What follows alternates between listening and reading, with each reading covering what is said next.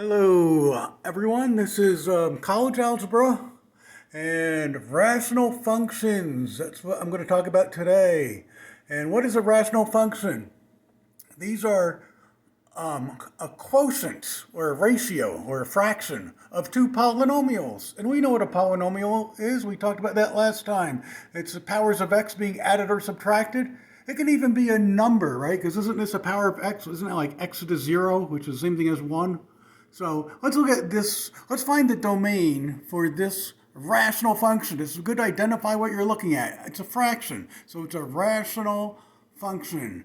And what's the domain going to be? Remember, the domain for all polynomial functions, which we talked about last time, was all real numbers. But now with the rational functions, we get a denominator, and we can never let the denominator be 0. So to figure out the domain of a rational function, just find out for what values of x will make that denominator become 0. So look where the denominator will equal 0 for what value of x. And I think we can all agree that when x equals 3, bad things happen. You get 3 minus 3 or 0, and 1 divided by 0 is undefined. So we cannot let x equal 3. We cannot let it be in the domain.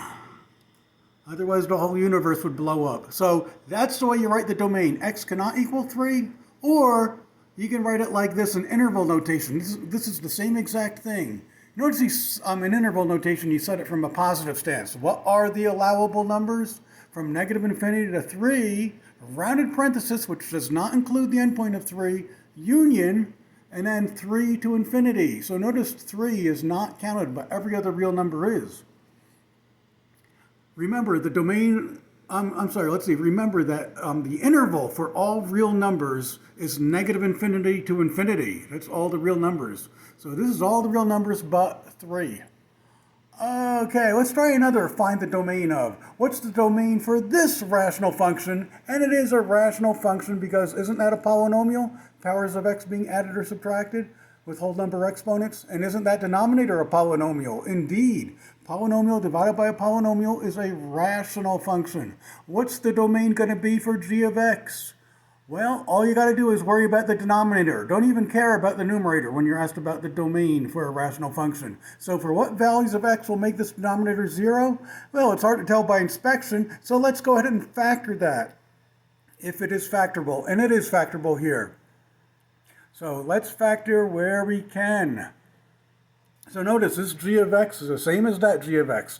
This is in polynomial form, and this is in factored form, or the denominator anyways in factored form. Numerator cannot be factored. Okay, now it becomes easier to figure out for what values of x will make that denominator 0. All we're going to do is use the zero factor property. So when is the denominator going to be 0? For what values of x? We should get two answers here. And one of them is going to be negative 1/2. If you set this 2x plus 1 equal to 0 and solve for x, you will get negative 1/2. And then you do the dipsy doodle, x cannot equal negative 1/2. And what's the other one going to be? You can tell by inspection. X can't be negative 7, because what's negative 7 plus 7? 0, and what's 0 times negative 14 plus 1 is negative 13. What's 0 times negative 13? 0. So you get 0 in the denominator if x is negative 7 as well. So this is the domain. X cannot equal negative 1/2. X cannot equal negative 7. By the way, the personality of these rational functions, they've got the asymptotes, unlike the polynomial functions. And domain is super related to vertical asymptotes. The vertical asymptotes would be x equals negative 1/2 and x equals negative 7, which would be two vertical lines which would be dotted. Okay, anyway, how else could I write the domain here? In interval notation, isn't this saying the exact same thing as this? Sure, I want to exclude negative 7 and negative 1/2 from the domain, from all the real numbers, and that's what I did right here. Always go low to high, so I got to do that negative 7 first, since that's lower than negative 1/2. Okay, let's continue. Let's do another rational function. Again, let's stick with domain. What's the domain for this rational function? This one's a little tricky. It turns out no matter what real number you let x equal, when you square it and then add 4 to it, it will never equal 0. So since the denominator can never equal 0, the domain is going to be all real numbers. I kind of showed it right here. Set the denominator equal to 0 and solve for x. So the next step, subtract 4 from both sides. Next step to solve for x, take square roots of both sides, and I get that. But notice, the square root of -4 is not in the real number system. So that's math's way of saying, apparently, no matter what you let x equal, any real number at all, when you square and add 4, it will never equal 0. Okay, let's continue our chat with rational functions. Let's take a look at one of our library of functions, one of these basic functions. This is called the reciprocal function. And as we recall, that's what the graph looks like for r of x equals 1 over x, or y equals 1 over x. Notice you get the two asymptotes. Y equals 0 is a horizontal asymptote, and x equals 0, of course, is a vertical asymptote. What would be the domain for this function? X cannot equal 0. See how closely related vertical asymptote is with domain? Let's talk about the end behavior, which means this again. As x goes to infinity, f of x goes to blank, and as x goes to negative infinity, f of x goes to blank. So you just got to memorize those two rows and write them as such, and fill in the blanks. Let's do the top row first. As x goes to infinity, so aren't we going this way? That's going toward infinity on the x-axis. And what's happening to the graph here? Look at the y-coordinates. Aren't they getting closer and closer to y equals 0? So 0 goes here. And let's do the other one. As x goes to negative infinity, where are those y-coordinates going? Or where is the graph going? And as we go toward negative infinity, isn't that going this way on the x-axis? And isn't it this part of the branch that only comes into play? And isn't it getting closer and closer to y equals 0, which is the x-axis? It's interesting, the equation of the x-axis is y equals 0, because horizontal lines are y equals a number, vertical lines are x equals a number. So 0 goes here.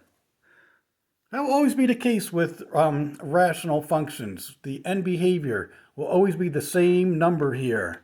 And that's the equation of the horizontal asymptote. So notice horizontal asymptote is super related to end behavior for rational functions. That's the personality of rational functions.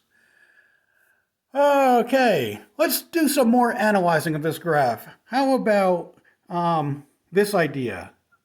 How about as x goes to 0, see that little plus sign? That means approaching 0 from the right-hand side. So this is not end behavior, because end behavior means as x goes to infinity and as x goes to negative infinity.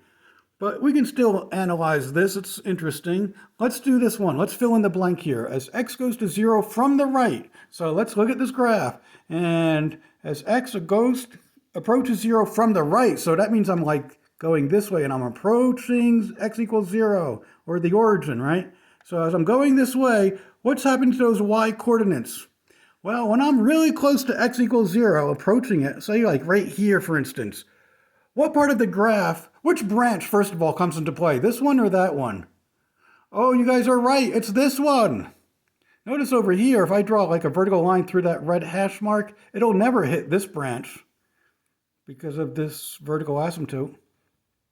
So, and then furthermore, which part of this upper branch is being affected when x gets really close to 0? Isn't it only this part of the branch?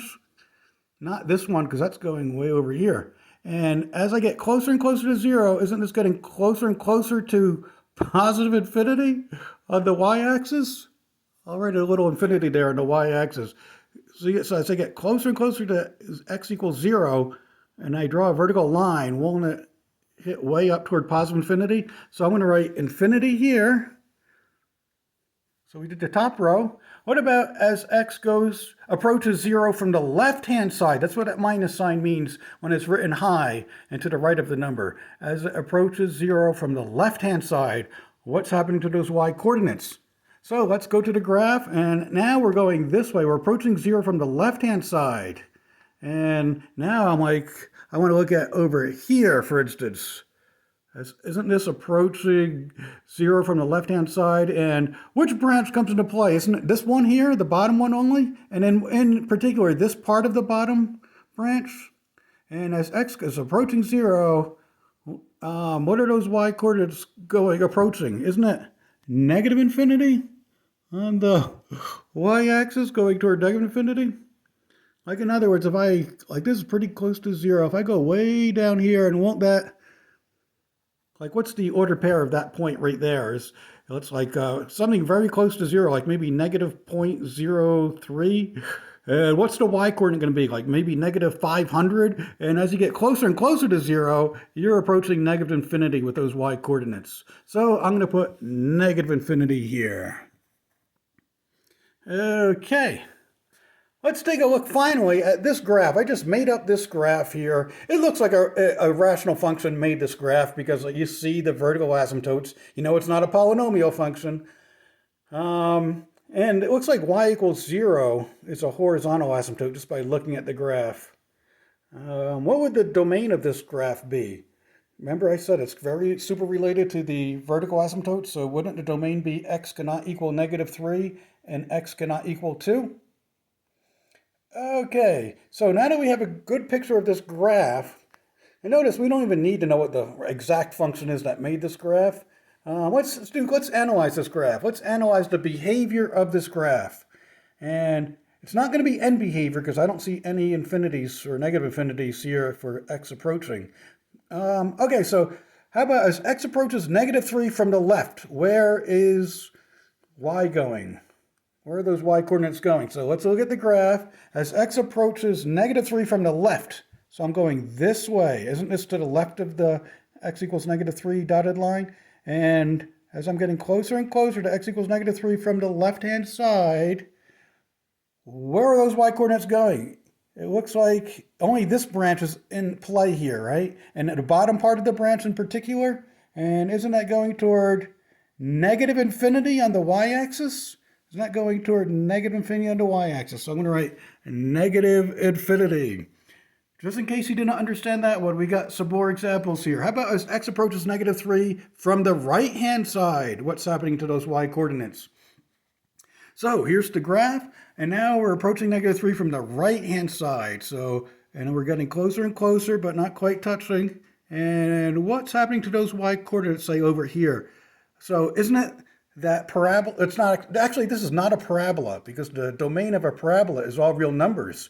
But the domain of this little branch here, it looks like it's from negative 3 to 2. Very interesting. Anyway, as we approach negative 3 from the right, what's happening to those y-coordinates? They're going up, up, up, up, up, like that. And isn't that going toward positive infinity on the y-axis? Aren't these y-coordinates approaching positive infinity? So infinity goes here.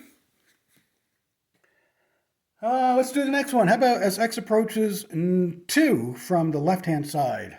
So here's our graph. We want to approach x equals 2 from the left-hand side.